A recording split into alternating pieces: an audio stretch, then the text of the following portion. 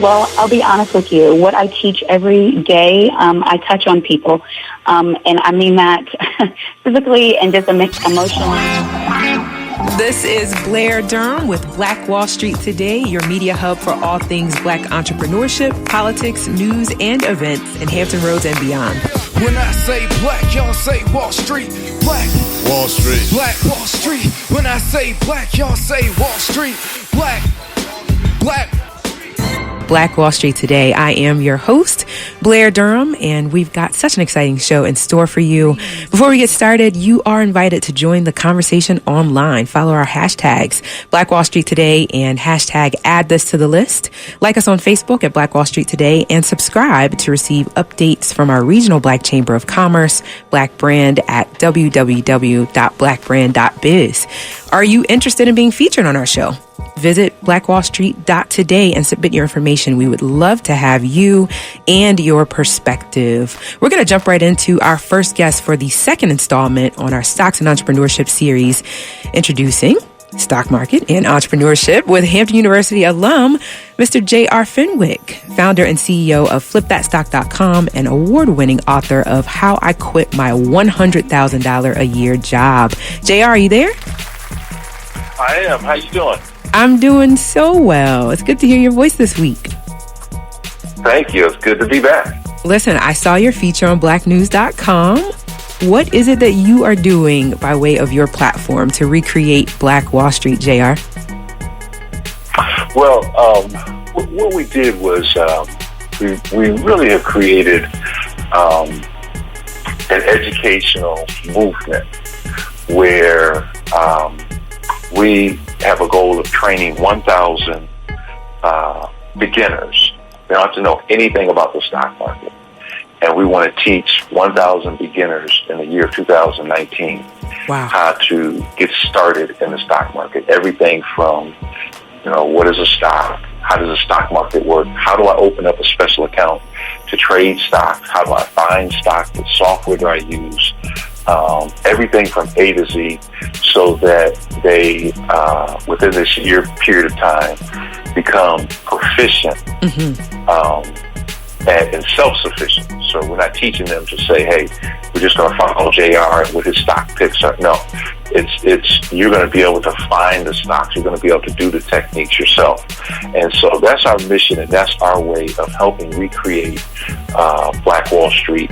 And we're going to be setting up hubs all across the country, kicking it off in the D.C. area, D.C. and Maryland area. But we will be coming down to my alma mater, the Hampton Roads area, and I'll be talking to you about that, for the date and time of the seminar when we come down there. So it's very, very exciting. Got it. So let me just recap. So 1,000 new folks that are stock market proficient is your goal for 2019 via these hubs that you're creating.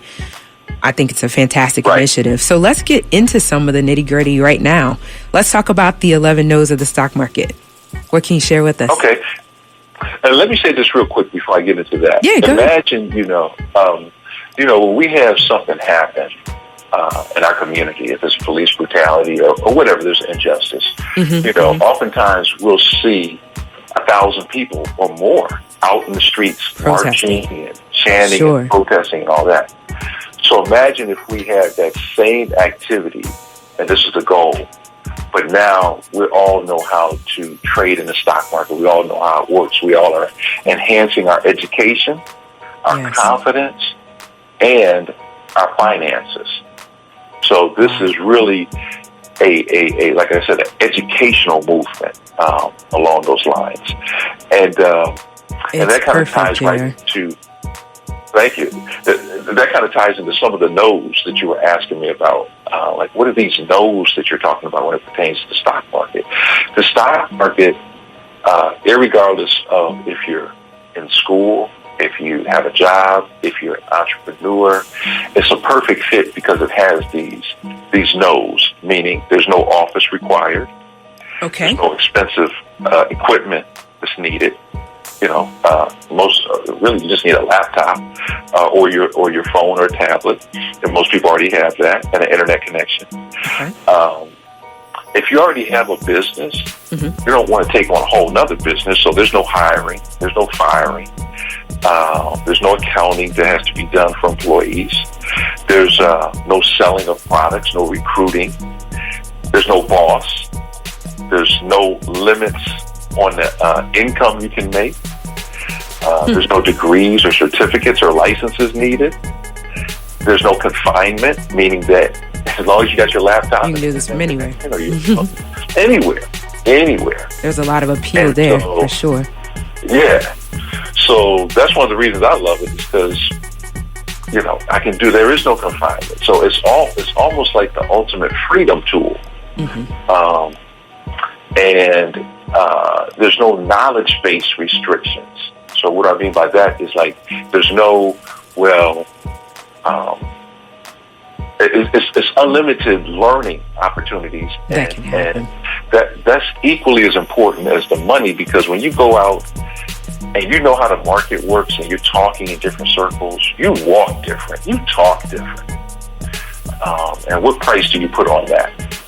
So that's what I mean by the nose of learning how to trade stocks, flip stocks, invest in the stock market. That's good. If you're just tuning in, this is Blair Durham with Black Wall Street Today. We've got the pleasure of having Mr. J.R. Fenwick sharing in the second installment on stocks and entrepreneurship, just going over the 11 no's of the stock market. I actually thought we were going to talk about 11 no-nos of the stock market, but you mean sort of 11 spaces where there aren't any challenges for folks that are making money with the stock market. I love it. So what is the stock market? Do people know what a stock market is? What's a stock market? Yeah, I mean, a lot of people don't. And a lot of people really don't understand what a stock is. And so you really got to start there. Just help people understand that a stock is nothing but a slice, a sliver, or what they call a share of ownership in a company. And a company would divide itself into these pieces and sell them to the public because they want to raise money. So let's take, say, Apple. At some point, they started in Steve Jobs and Steve Wozniak and some of his friends started in the garage, started growing, started building this. But at some point, they needed a lot of money, maybe $100 million, $200 million, which is really nothing on Wall Street. And so they say, hey, now, I don't know the exact scenario, so I'm just kind of making this up as an example for Apple. But let's say they wanted to raise $100 million. They say, okay, let's divide our company into 100 million pieces, sell it for $1 a share. And we raise this money, and now we can use this money, to build factories or do marketing or whatever they need. But the people they sell those shares to now become legal owners in the company. So they're no longer private. They're a public company. They have to report to the owners. They have to report what their earnings are, what their expenses are, and things of that nature. Right. And so that's what a stock is. Okay. The stock market is just a centralized place where people go to buy and sell and exchange their shares of stock. Got it. Because if we didn't have this centralized place, people might be walking around with a picket sign saying, I got 500 shares I'm trying to sell. I got 1,000 I'm trying to buy. They needed a centralized place, and that's what the stock exchange is. Yeah. In its most simplest terms, there's really no more complicated than that. Got it. So for me, it kind of begs the question, okay, so if we're talking what is a stock market, so there's not really the stock market. There would then be multiple stock markets that we could participate in. Is that right? Yeah, is there just one central stock market, or?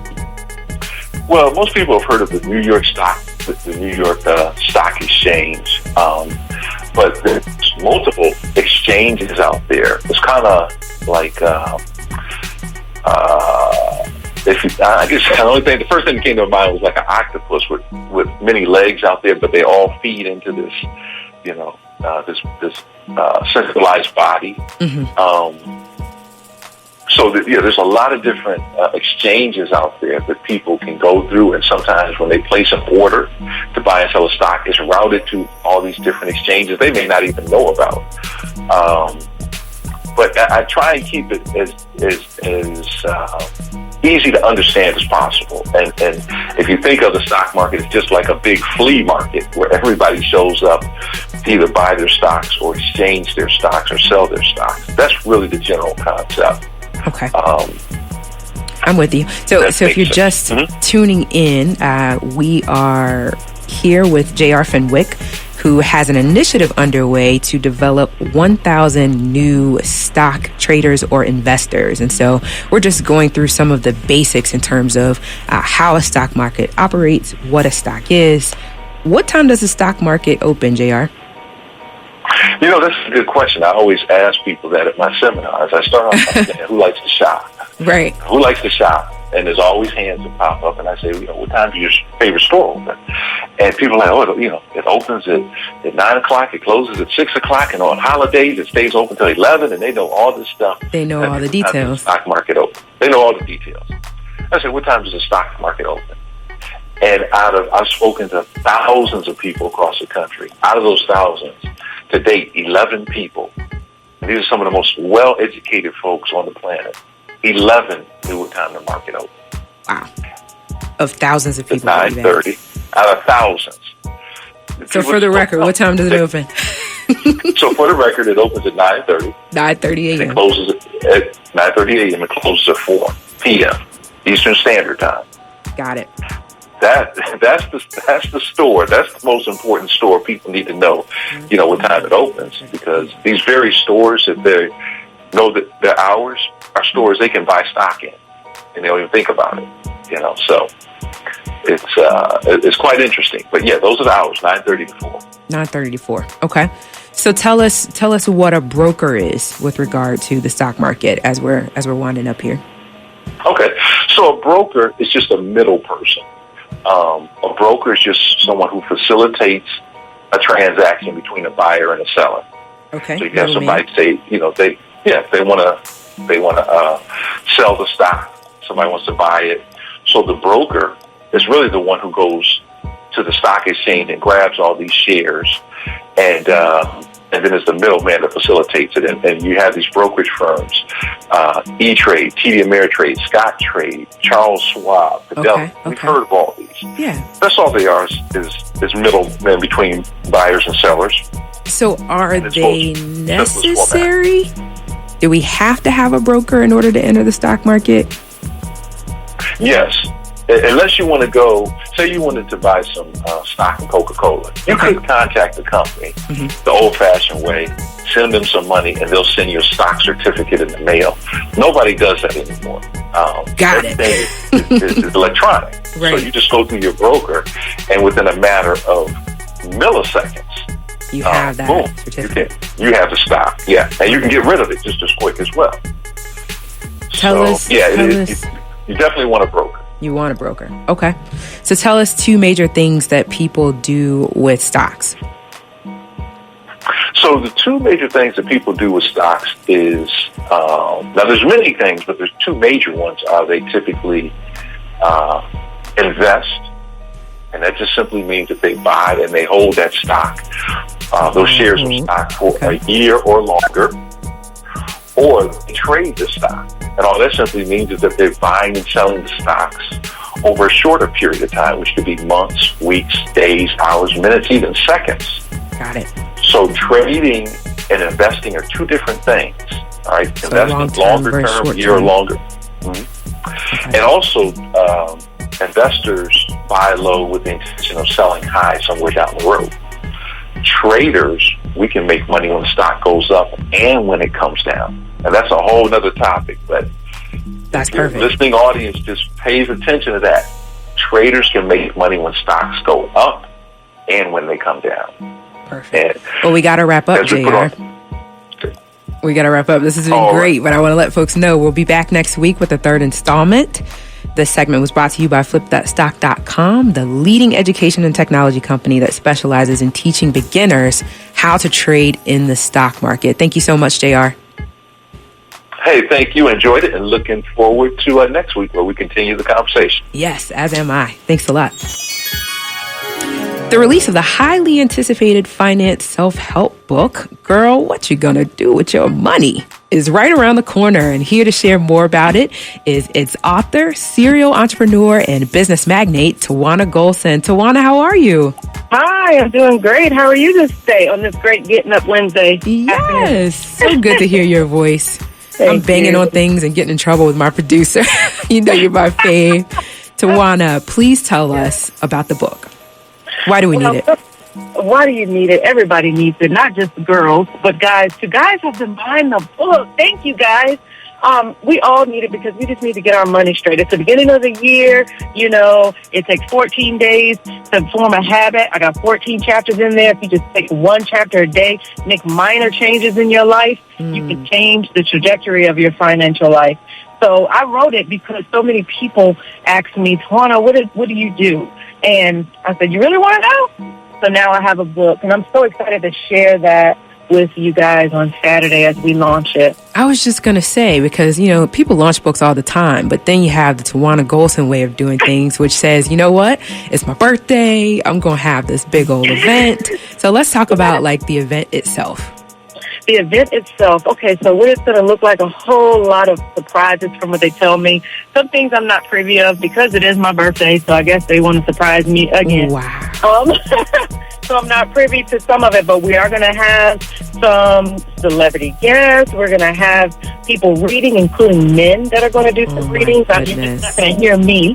You're going to hear readings and testimonials and a little bit of music and a little bit of celebration, but just to really get down to what the heart of the book is, and that's about getting our money right. Tawana, I can't wait. I can't wait either. Are you going to be there? I am going to be there. Look, I think I was one of the first to sign up. I'm super excited to get my copy and get it signed, and just, I know that's going to be a high energy time. It's going to be, at the beautiful Slover Library. I love it. We sold so many tickets that we actually have to ask them for an additional, a larger space. So I'm excited that they have it for us. Yes. So how can we get a copy? Or how can we get tickets, or is there still access? Yeah, you can actually, although we haven't advertised it as access, but when people come, we're not going to turn them away because we know people can bring people. You can just come and buy the book at the door, and then we're going to announce that day where else you can get that book. We just haven't announced that yet. Okay. So are there still tickets available via Eventbrite, or? Yeah. Okay, yeah, you can go to Eventbrite. Okay, Eventbrite, TawanaGolson.com. Put my name in there. If you put my name in there, you'll find me. If you go to TawanaGolson.com, my email, you can also click on buy the book, pre-order the book, and it'll take you to Eventbrite as well. Okay, perfect. Okay. And I just want to, can you spell that out for our listeners? Because people call after the show and they're like, what was that one guest name? And how to spell my name? It's Tijuana. Like the city of Mexico, GHOLSON.com, TawanaGolson.com. And I just want to shout out Tawana for all reasons. She's not just this newly minted author. She's also just a business coach par excellence. If you are looking for coaching, if you're looking for co-working space, what else you got going on, Tawana, that folks need to know about? Man, we're launching other businesses as well. Many of my current clients, they're coming out with new businesses, new book launches. It's not just me. It's not just about me. It's a community that we're building now. So you guys just keep your eyes open and your ears open, and follow me on TawanaGolson.com, and you'll see the other launches as well. Okay. I love it, Tawana. One more time, spell out the Tawana Golson. Let folks know where they can get tickets for your event happening this weekend. Did you say for sure that it was? Okay. I just want to make sure. I'm not sure if we said that it was Saturday, what time it starts. I know we said Slover. We did. Just give us the identifying details. Yes, it's my birthday, y'all. Saturday, January 12th, Slover Library, Norfolk, Virginia, the beautiful Norfolk, Virginia, from 6 p.m. to 9 p.m. We're going to just have a great time. I'll be able to sign some books and take pictures with people and just really love on people, and thank you for just buying my book. And TawanaGolson.com is TijuanaGolson.com. Perfect. I love it. Thank you so much, Tawana, for being with us today. And again, we look forward to seeing and engaging with you on Saturday. Happy birthday in advance. And thank you for all you do in our community. Thank you for having me. You guys have a good Absolutely. day. And as promised, a focus now on work-life balance solutions for entrepreneurs. I'm excited to introduce Reverend Jossie Patterson. He's a graduate of the Duke Divinity School in Durham, North Carolina, ordained back in 2008. He is a husband and father of 5 children, has a passion for people in extreme broken places, actually pastors an online ministry, and is an entrepreneur himself. Mr. Jossie Patterson, how are you? Hey, good morning, or good afternoon, rather. And I'd like to give a shout out to my hometown, Hampton Roads. Good to be on with you today, Blair. It is great to have you. Look, I started to read through your entire bio, but I figured some of this information you might like to tell us yourself. So if there's anything more you want to say by way of introduction, have at it. But I'm ready to hear, because I am an entrepreneur who struggles with the work-life balance piece. I want to know what solutions that you're implementing in your household for your family. Absolutely. And I think you said a lot in the introduction already. I have 5 beautiful children, so therefore it is important that I have a work-life balance. Absolutely. I know that they are my first priority, my first ministry. Yeah. I'm first called to them. And it's important that I take care of my duties as a husband, as a father, but also, you got to pay the bills. So, but may I call you Jossie? Yeah, absolutely. Okay. I got to ask you this, because that sounds really pie in the sky. When I'm thinking about my 2 babies and my husband and my businesses, I'm struggling. I'm up at 5 a.m. I'm going to bed at 1 a.m. I'm texting all throughout it's super busy. How do you, practically speaking, how do you balance it? Right. Well, it's a work in progress, one, but I feel like once you know better, you can do better, right? So, and I've been working on these strategies for years, and by no means do I want to come across as they're being perfected. But I do have some strategies. I have these 5 things that help me balance my life, help me balance my work, my spirituality. Bless us, Reverend. And take care of myself. So we need this. Go ahead. Absolutely. So here we go. I'm going to do it in a quick Baptist sermonette style here. Oh, boy. The first part is knowing my worth. Okay. I think that's important. In my line of work, I'm a certified educator with the ACPE, and I teach ordained clergy and lay people who are looking to explore options in clinical ministry. Okay. And one of the things I start with is I ask them to drop an anchor in their worth, because that should never be negotiated by your circumstances, by your successes or your failures. You got to know that you have already been fearfully and wonderfully created in God's likeness and in God's image. And that's something that I work on. Now, is it always on 10? No, it fluctuates. It goes back from, I don't think I've dropped below 4 maybe, but it goes back and forth based on what I face every day, but just constantly reminding myself that my worth is non-negotiable. Okay. Being a serial entrepreneur, I start things, some of them take off, others don't. Mm-hmm. But it's about protecting that core, the core of who you are. So you're talking about really having a balanced perspective. So we are not our status as entrepreneurs. That's not who we are. That might be what we do, but who we are is something much, much greater and has much, much more value. So that kind of helps us to keep that psychology in check. Is that what you're saying? It's psychology, and it's also, I think, theological. Okay. Even in the scriptures, they tell us, like in Psalms 139 and 14, it talks about how you're fearfully and wonderfully made, and that God's works are wonderful. So you are wonderful. And it tells us that we're made in God's likeness and in God's image. So when you look in the mirror, be careful about what you talk about, because you're talking about one of God's greatest creations. That's good. I like it because we take a lot of bumps and bruises, and we definitely can benefit from a daily refreshing of the truth. So I think that's huge. I'm taking notes. What's the second one? Absolutely.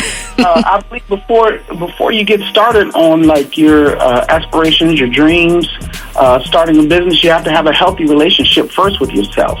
That's good. And that's the core of knowing your worth. Number two, and for a healthy work-life balance, I want to just stress that workaholism is not a virtue. Okay? And I believe it stems from when we suffer from an inflated sense of self. You know, like if I don't get this done, the world is going to implode. That's not a healthy way to start looking at pursuing your dreams and aspirations. Wow. I look at it as God has given me an idea. Okay. I might be the only one on the planet with it, but I know that if God has given it to me, then God has to prepare me and also has to equip me to bring it into fruition. Okay. So it's not all about me. And that is a huge stress reliever. It's not all about me. The plans, the dreams, the aspirations that we have, the businesses we want to start. It can't be about, I want to be successful, I don't want to be rich and famous, and if I don't do this, then the world is going to end. Nothing Love should that one. back to the end. That's good. That's good. yeah, I think this world kind of pressurizes work and this sense of productivity. And so to have, again, that healthy spiritual balance to say, wait a minute, there's a bigger picture than just you, and this thing has to develop. I think that's great. What's number 3? I'm moving us along because, we got we got just a few minutes. Number 3, stress management and anxiety management. In my business, we talk a lot about anxiety. I believe anxiety is a normal human emotion, and when it is managed well, it can be a good motivator. When it is too high or extreme, it can impede us and lock us down, petrify us, and prevent us from moving forward.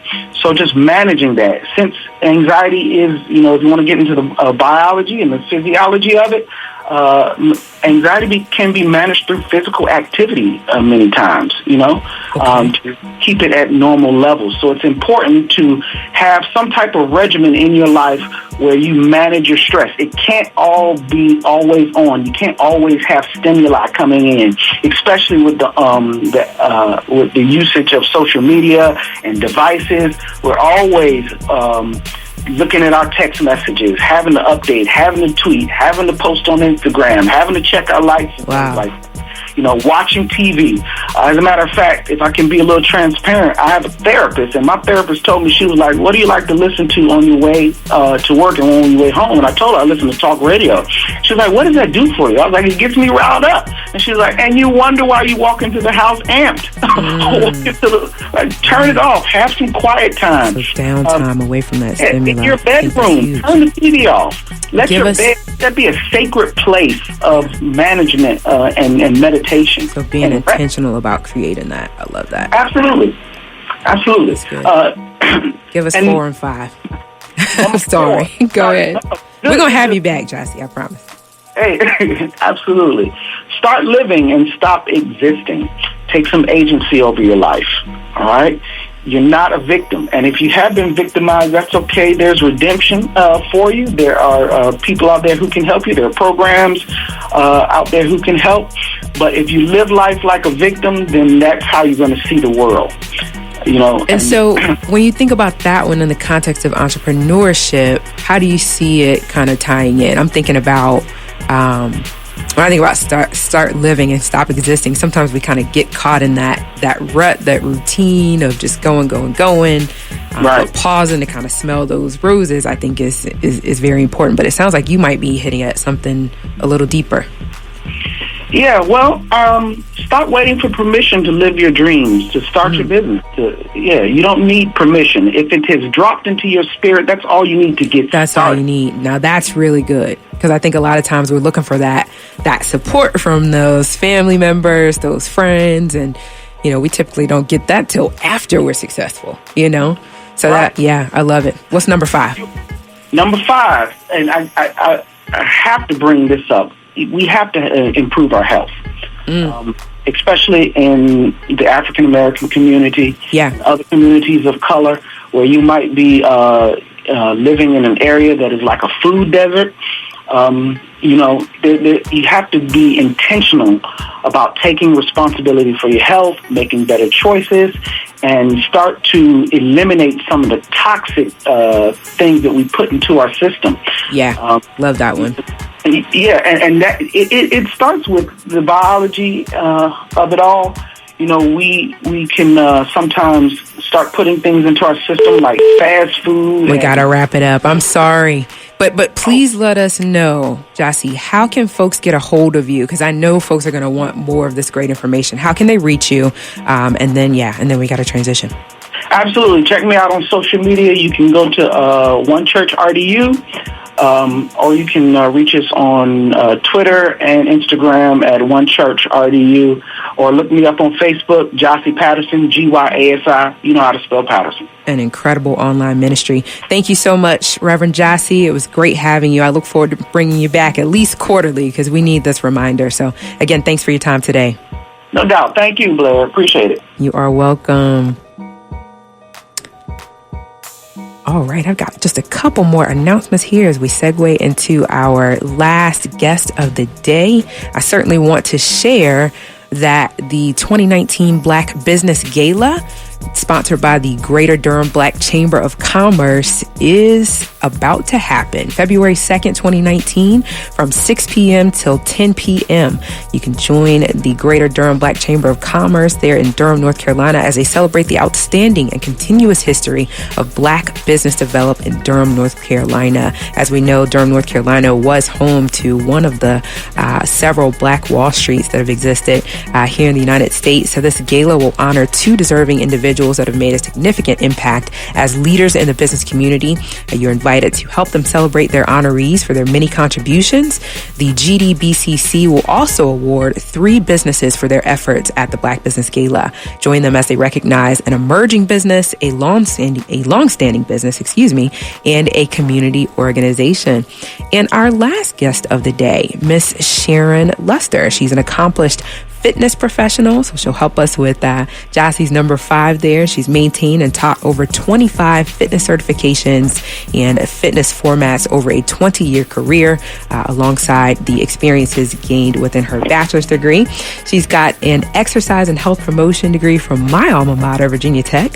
Her latest extension of her brand includes the exclusive 200-hour RYT yoga certification, as she works to connect her clients with a mindfulness approach to fitness and wellness that is soul-based. She looks forward to helping folks to reach their fitness goals that encompass all 7 degrees of wellness. I'm super excited to hear more. Sharon, please help us. We are struggling with work-life balance as entrepreneurs.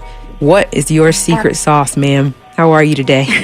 I am doing fantastic, Blair. I am so grateful and honored to be here with you. And before I get any further, I'm just especially grateful because, like you mentioned, we are fellow Hokings United, helping to elevate people, bless people. So Absolutely. I'm just really up pros and honored right that we may serve. So I am absolutely just grateful to be here, honored as well. I'll be honest with you, right out the gate, Blair, there is no secret sauce. I think that's the first secret. I think we, as a society, are just so challengingly tough and hard on ourselves. And sometimes we are our own worst critic. So that's the first thing. I want to just tell you there is no secret sauce. You just really have to work on understanding, appreciating, and loving yourself, moving forward, knowing that you're doing the best that you really can as you just progress and elevate each and every day. So that's the first thing. I think that's so important, Sharon. Because everybody thinks that somebody's got it figured out. And it's like, oh, if I could just be more this like this person or that like that person. But the approach you're taking is to say, no, it starts with self-acceptance, right? We're all on our own trajectory. And we'll all get there. Oh, thank you for that reassurance this afternoon. So what is it that you are teaching? It looks like you've got, so I'm curious about the 7 degrees of wellness as it relates to entrepreneurship. Well, I'll be honest with you. What I teach every day, I touch on people. And I mean that physically and just emotionally, spiritually as well, whether it's through the platforms online or whether it's within the classes private clients that I do as well. I'm a huge proponent of self-care, self-love, really understanding and putting in the work for yourself first. Because if you're busy, especially as a parent, you mentioned that as well, I'm a mom as well, if you're putting and pouring out all of this love into everyone else, you leave no time or effort for yourself. So I am very much about putting that effort in with yourself first. And it's not a selfish thing to care and love for yourself first. When you really are uplifted and you really feel good about yourself, how do you walk, Blair? Don't you walk a little bit taller? Yeah, hold that head a little bit higher. Absolutely. Yes, head's a little bit higher, those shoulders are back a little bit more. It honestly is just a better way to just lead forward within your professional, personal life as well. As far as the 7 degrees of wellness, I mean, it's really, everyone kind of knows the basics, right? They know about fitness.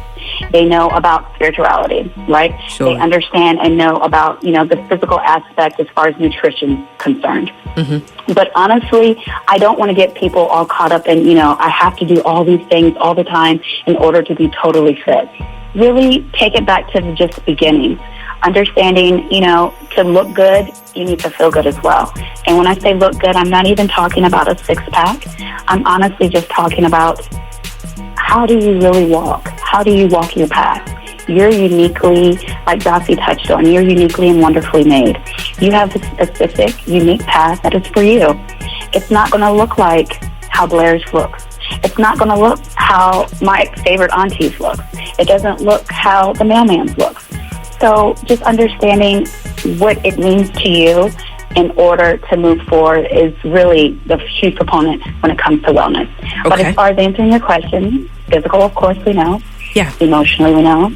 Intellectually, socially, spiritually, environmentally, and then occupationally, which is like your work and your professionalism. So those are all the main components and dimensions of wellness, and you can kind of go around through those and work on those one by one.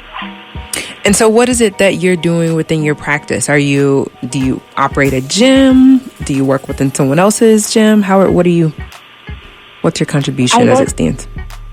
Well, my contribution within my community here in the Shenandoah Valley, I work at 2 different locations. I also work with clients virtually, and whether that's internationally or even locally. Please talk about that. What's the virtual component? I love it. Look at Zoom making all things possible. Go ahead. I try. I really do. But, some days, like Dossie says, some days it works, some days it doesn't. Like just being kind with yourself. But as far as virtually goes, I have a self-care academy.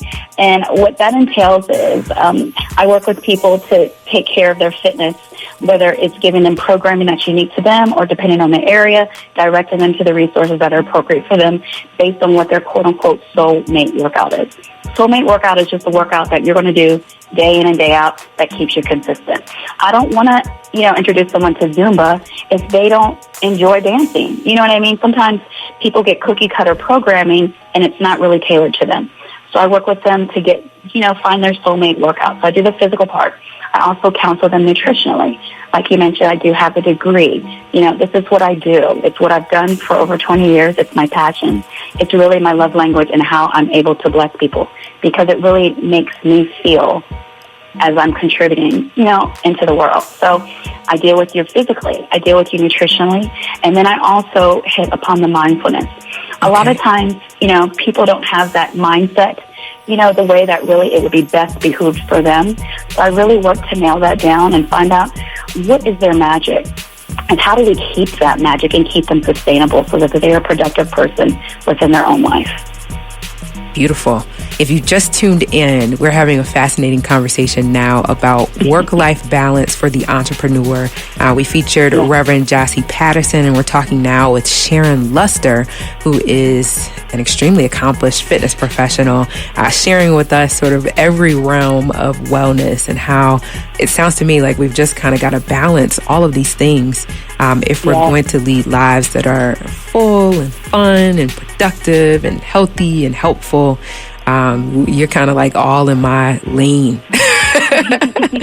I'm so excited to hear about this virtual self-care academy. Tell people how they can connect with it. How can we reach you? Sure. I have my Instagram page, which you can just find me under the handle The Soul Aligned. And I also have my own website, which again, thesoulaligned.com. I'm going to have you say that again.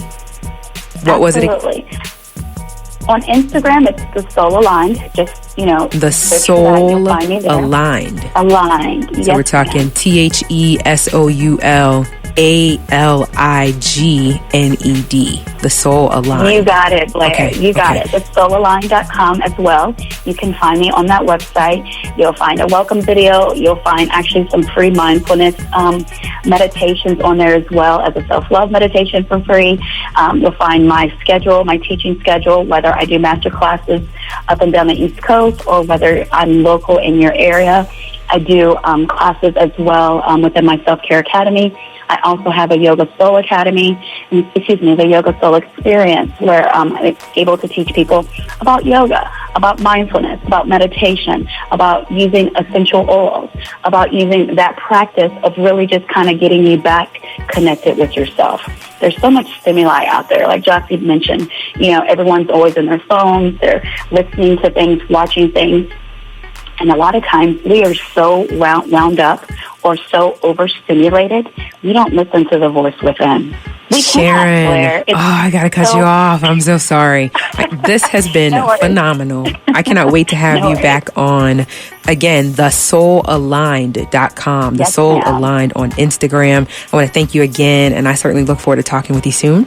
If you're just tuning in, we featured J.R. Fenwick for the second segment on our installment on stocks and entrepreneurship. We featured Reverend Jossie Patterson and Miss Sharon Luster on a segment about work-life balance solutions for entrepreneurs. Thank you all so much for joining us today. Stay with us online at Black Wall Street Today on Facebook and Black Wall Street Today on Instagram, and then follow us on Twitter as well at BWS Today. We look forward to talking again next week. Have a wonderful week. I have said and I will continue to say that the most important priority for the Black community is the Black community, not a particular political party.